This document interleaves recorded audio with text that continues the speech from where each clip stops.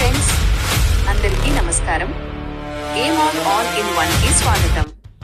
Bharat, England మధ్య జరిగిన మూడవ టీ20 మ్యాచ్ భారత అభిమానులను తీవ్ర నిరాశకు గురి చేసింది. ట్రెంట్ బ్రిడ్జ్ వేదికగా జరిగిన ఈ మ్యాచ్ లో ఇంగ్లాండ్ అన్ని విభాగాల్లో పూర్తి ఆధిపత్యం చెలాయిస్తూ 125 పరుగుల భారీ తేడాతో విజయం సాధించింది.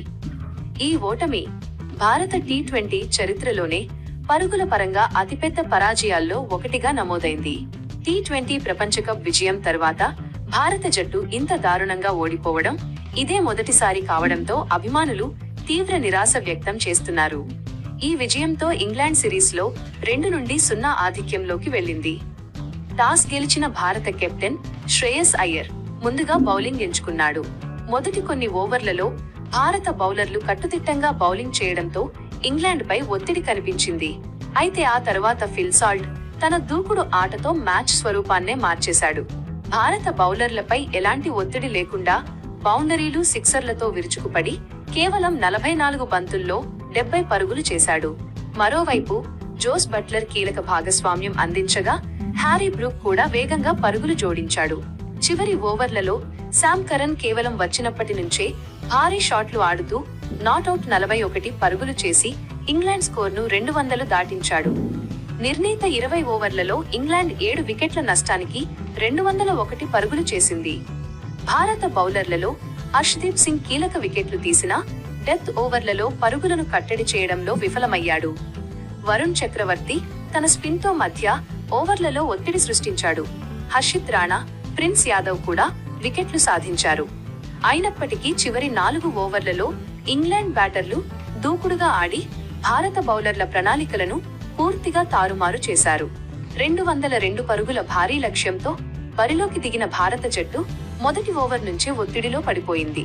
ఇంగ్లాండ్ ఫాస్ట్ బౌలర్లు అద్భుతమైన లైన్ అండ్ లెంగ్త్ తో భారత బ్యాటర్లకు ఏమాత్రం అవకాశం ఇవ్వలేదు. అభిషేక్ శర్మ త్వరగా అవుట్ అయ్యాడు. యువ ఆటగాడు వైభవ్ సూర్యవంశీ కొంత పోరాడినా ఎక్కువసేపు నిలవలేకపోయాడు. ఇషాన్ కిషన్, కెప్టెన్ శ్రేయస్ అయ్యర్, తిలక్ వర్మ, శివం దూబే, అక్షర్ పటేల్ ఇలా వచ్చిన ప్రతి బ్యాటర్ వరుసగా పెవిలియన్ చేరడంతో భారత్ కోలుకోలేకపోయింది. ఒక్క భాగస్వామ్యం కూడా నిలవకపోవడంతో భారత జట్టు కేవలం 76 పరుగులకే ఆలౌట్ అయింది.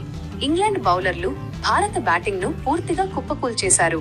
జోఫ్రా ఆర్చర్ తన వేగం, బౌన్స్ తో భారత టాప్ ఆర్డర్ ను చిత్తు చేశాడు. జోష్ టంగ్ కూడా అద్భుతంగా బౌలింగ్ చేస్తూ వరుస వికెట్లు పడగొట్టాడు. ఈ ఇద్దరి ధాటికి భారత బ్యాటర్లు ఏమాత్రం నిలబడలేకపోయారు. అద్భుతమైన బౌలింగ్ కు గాను Jofra Archer player of the match అవార్డును అందుకున్నాడు. ఈ మ్యాచ్ లో మరోసారి శ్రేయస్ అయ్యర్ కెప్టెన్సీపై ప్రశ్నలు తలెత్తుతున్నాయి.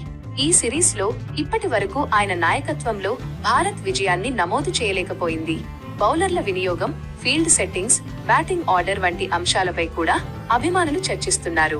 మ్యాచ్ అనంతరం కూడా జట్టు అన్ని విభాగాల్లో విఫలమైందని, ఈ ఓటమి నుంచి పాఠాలు నేర్చుకుని మరింత బలంగా తిరిగి రావాల్సిన అవసరం ఉందని శ్రేయస్ అయ్యర్ పేర్కొన్నాడు. అయితే ఈ ఒక్క మ్యాచ్ ను మాత్రమే చూసి ఓటమికి కారణం చెప్పలేం.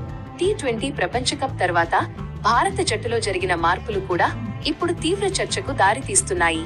ప్రపంచ కప్ ను గెలిపించిన కెప్టెన్ సూర్యకుమార్ యాదవ్ ను కెప్టెన్సీ నుంచి తప్పించడం, హార్దిక్ పాండ్యా వంటి అనుభవజ్ఞుడైన ఆల్రౌండర్ జట్టుకు దూరంగా ఉండడం, అలాగే జస్ప్రీత్ బుమ్రా, సంజు శాంసన్ వంటి కీలక ఆటగాళ్లకు విశ్రాంతి ఇవ్వడం వల్ల జట్టులో స్థిరత్వం తగ్గిందనే అభిప్రాయం అభిమానుల్లో వ్యక్తమవుతోంది. కొత్త ఆటగాళ్లకు అవకాశాలు ఇవ్వడం భవిష్యత్తు కోసం అవసరమే.